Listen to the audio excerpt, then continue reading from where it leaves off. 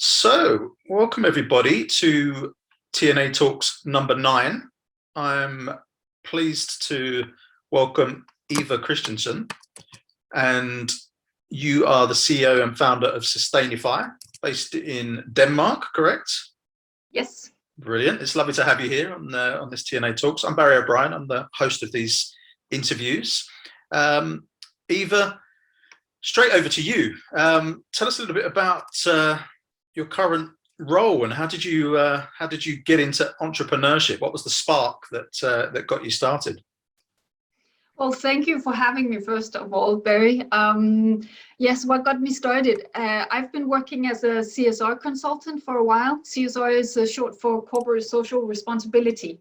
So working with companies and their sustainability, and I started investing in my own time, some savings I had in 2016, and did some horrible investments, the two first stocks I bought. Okay. But I learned that I needed to do some kind of research, and I started looking at the companies, looking at their annual reports, and every time I got to the CSR part, I kind of spent more time there than on the financial numbers, because I understood it better. And sometimes I could see they had kind of good financial numbers. It was a good business, but if they didn't really get the CSR part, they didn't understand their own responsibility within sustainability, I didn't think it was a good investment.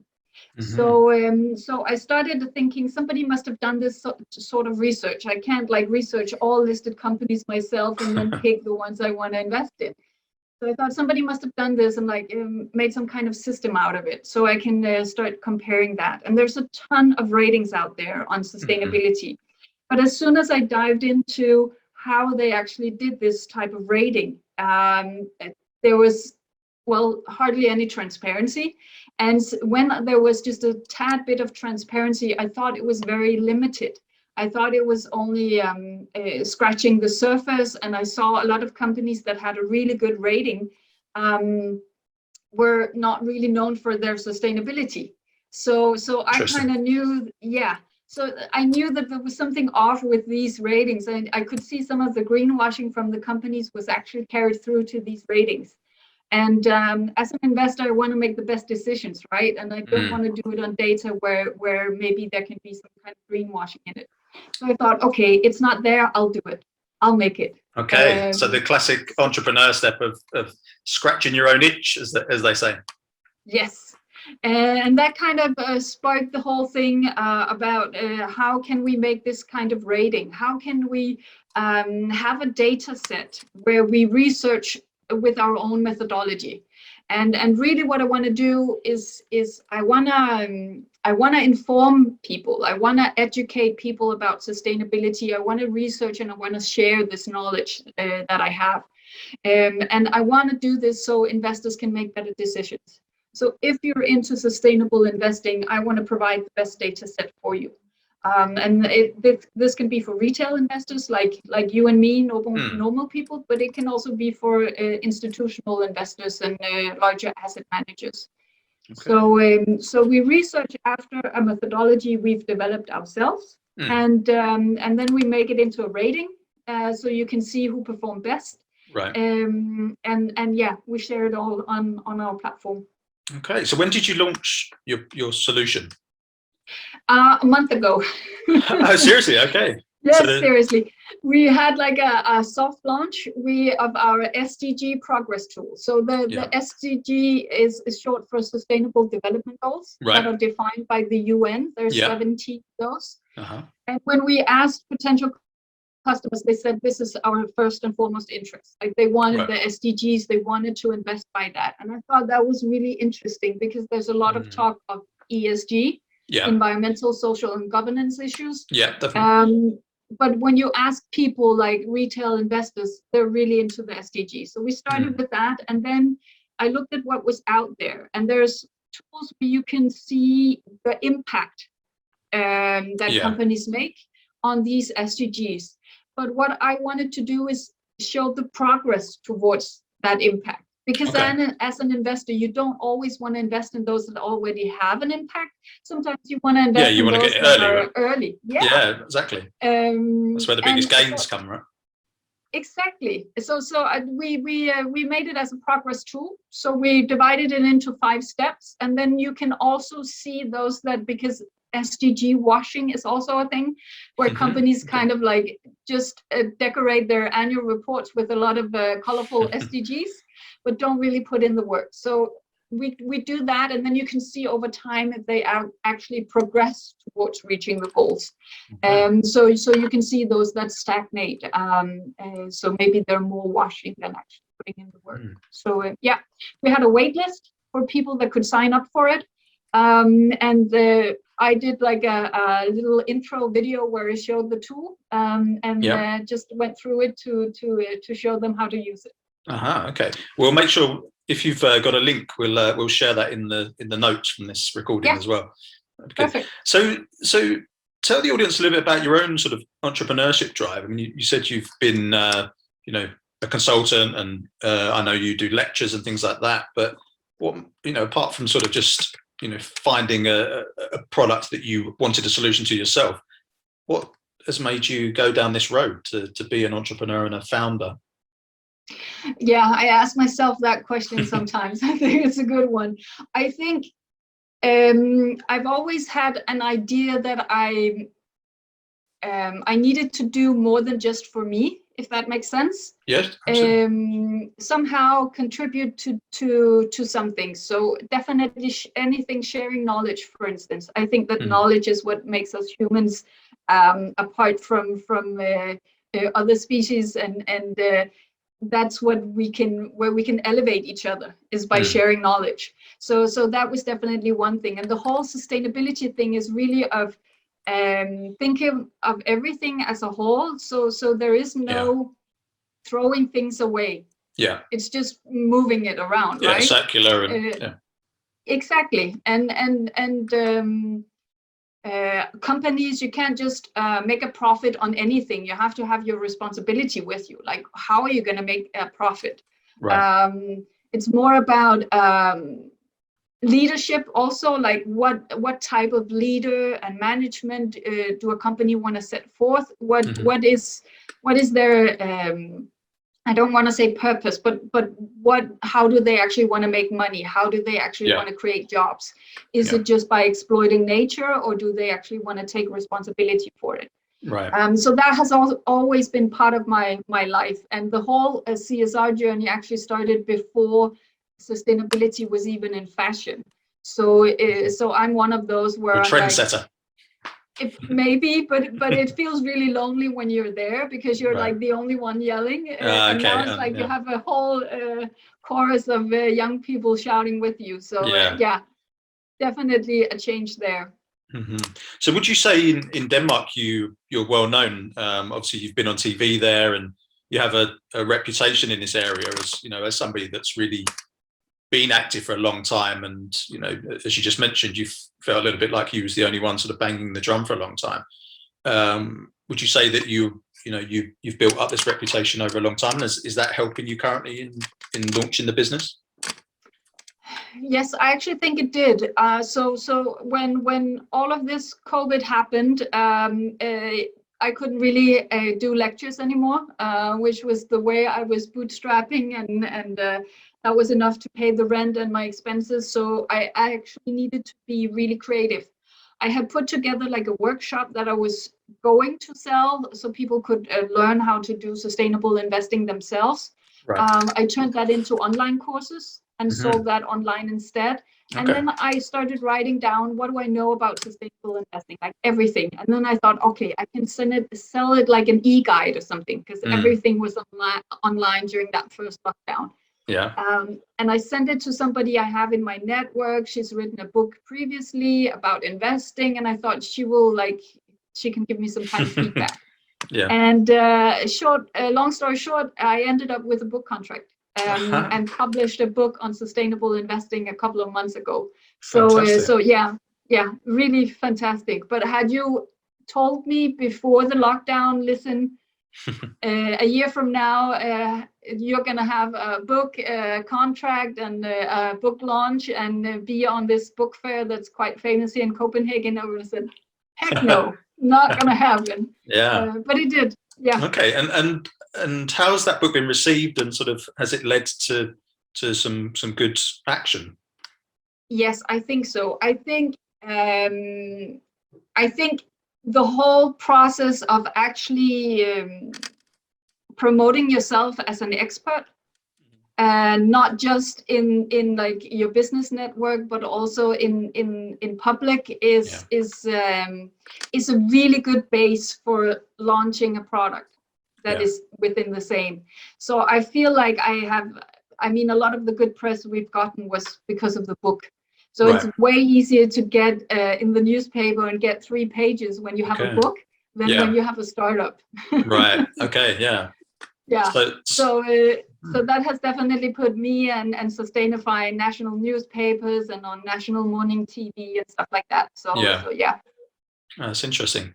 Yeah, that's building a kind of community around the product before you launch the product. You know, as you mentioned, you had a waiting list and things like that. You know, that's a really good tip for a lot of people, isn't it? To build up that awareness and demand prior to launch. If you can build up that community, even if it's just a simple kind of mailing list or waiting list, really does help when you launch.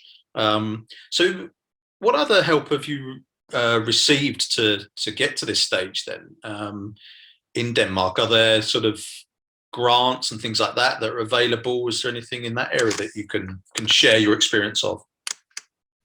I think there's a lot of grants and stuff like that. They're very, I want to say, boxy, like you have to fit a certain box to get it. Yeah.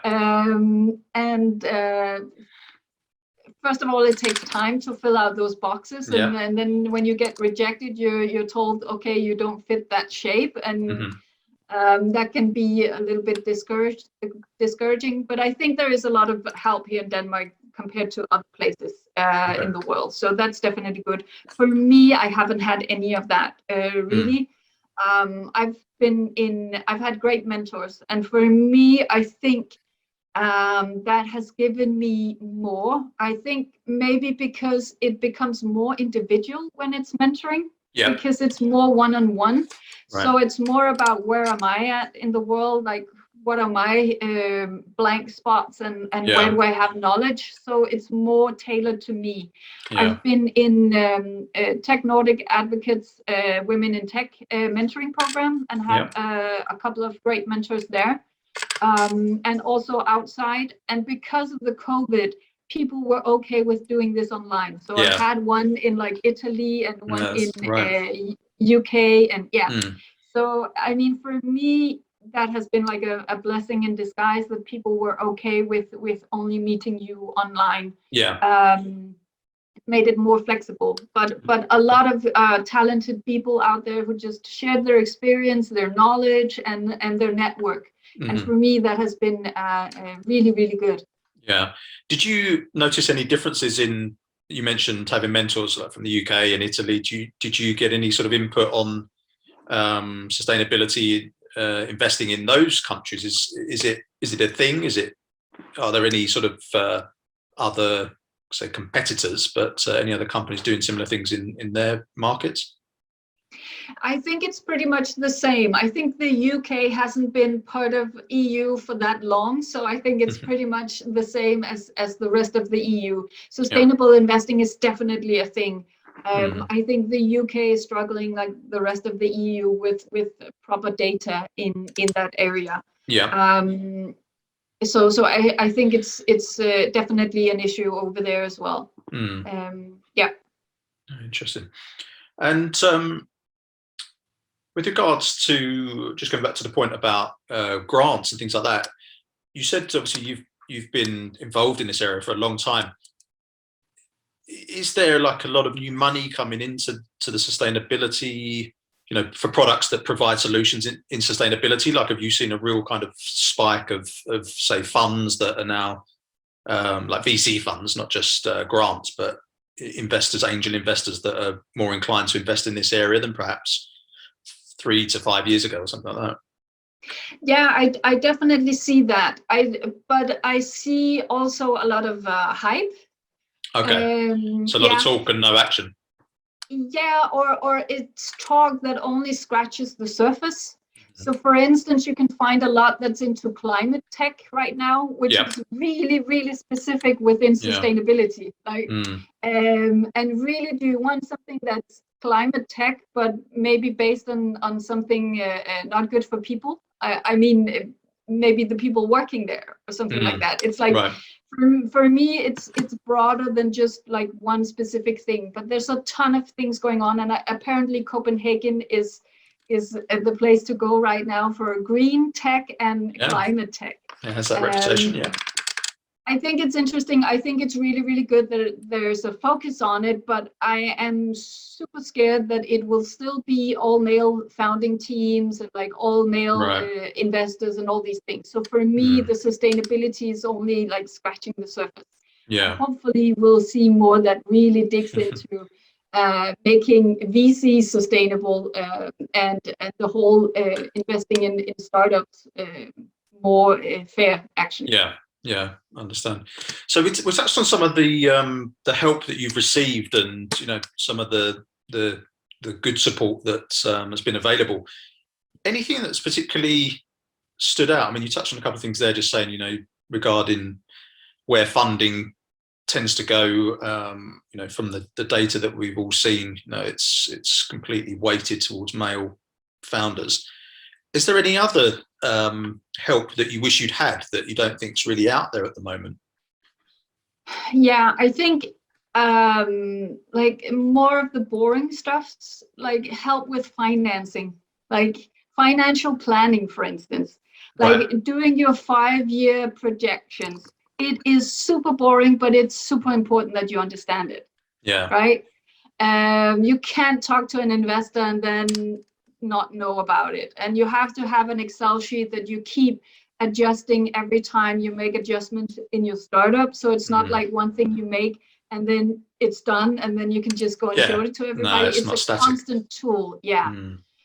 So financial planning, I think there is a lack of help with. I also see a lack of help with what KPI should I measure already early on? Okay. And I'm not talking about vanity numbers, like how many followers do you have? It's like active users, like how often do they use your tool? Like these kind of more difficult things, but that you at least need to understand because it's important for running your business. Right. And then I think the thing I touched on a little bit earlier with being more individual, I think what are my strengths and what are my weaknesses? I feel like help with that, identifying what are your strengths, what are your weaknesses as a founder, because so that personal development. Yeah, somehow, because when everything I do is going to be colored by my strengths and my weaknesses. Yeah. When I hire, when you get your team, like all these things, when you talk to investors, like. And just be aware of that and maybe getting some tools for that those weaknesses that need to level up for you to perform. Okay. Yeah. So I think something more individual there. Yeah, good tips there. So going forward into 2022 then, how do you see the market developing, and what's your own plans for the business and activities within Denmark and beyond? Just, I mean, even regarding your book, for instance, have you got any plans to make that into an English book? Because it's written in Danish to begin with, if I understand. Yes, it's written in Danish, which is really stupid because there's only like 5 million people speaking Danish. No, it's a good start though, because it tests the market though, right? Is there an interest? If there is, then you can sort of move on to English, right? So are you going to go for it and get it translated? Yeah, but it's more up to my publisher. But definitely, I've had a couple of Swedes saying they would like it in Swedish. So so maybe that's the more natural step. I don't know. Yeah. But I would love to do that. I think it's a book for just average people that want to invest in the stock market and they want to do it sustainably. Yeah. So for me, you can use it anywhere. It's that universal. So that would be awesome for me. I would love to do that. Yes, hopefully I can do some more lectures now. We'll see if Denmark will stay open and we won't hit a third lockdown. Knock on wood. And then we're going to add features to our platform and the SDG progress tool. Yeah. Hopefully the EU will finish up the taxonomy. Okay. There's a taxonomy under development for the ESG that the EU want to standardize, which I think is a good thing, but they're kind of running late with it. So hopefully they will get that done in 2022, and we can add that to our data set. Yeah. That's we're planning to make our platform like a member site. So we can focus on our customers there and help and share knowledge there for just them. Yeah, so like a subscription model, monthly subscription, something like that. Yeah. Yeah. Okay. For retail investors. Yeah, exactly. Yeah. Interesting. And finally, I mean, what help do you need? I mean, it's always good to throw out and ask from the audience, and let people come to you and as say potential customers, subscribers, or anybody that's interested in investing in your company. If you're looking for investment, let everybody know what help you need, or maybe coaches, as you mentioned earlier, if you're if you feel like you need some personal business coaching, things like that. Maybe people watching who can come and help you with those things that you're looking for. Definitely, that would be awesome. Definitely help raising capital, and one of the things I was under so much pressure during this pandemic, and I think I got a really clear sense of who are the good people in the ecosystem and who are those that are just wasting your time. I'm sorry to say. No, there are fair. those, yeah.